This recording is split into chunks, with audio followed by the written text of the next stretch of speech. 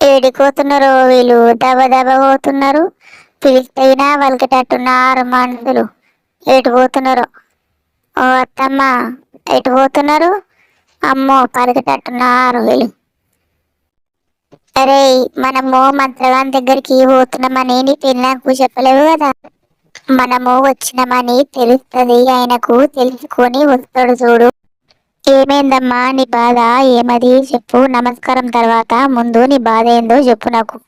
నా కొడుకుకు 2 పెళ్ళిళ్ళు చేసిన. పెద్ద కోడలికి చిన్న కోడలు అంటే బాగా పగ.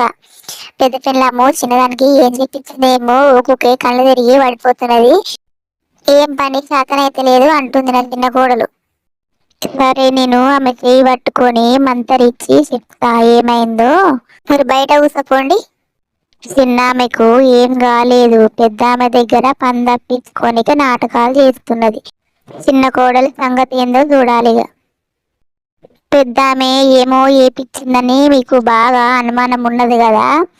రేపు ఇస్తారా మరి పూజ చేసి చెప్తా ఏదో ఒకటి.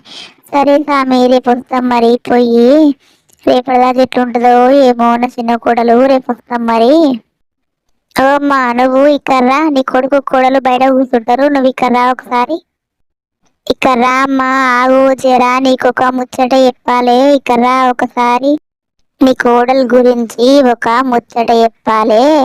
అందరి ముంగల చెప్పే ముచ్చట కాదు. ఒకసారి ఇక్కడ రా. ఆ ముచ్చట నీకు చెప్తా.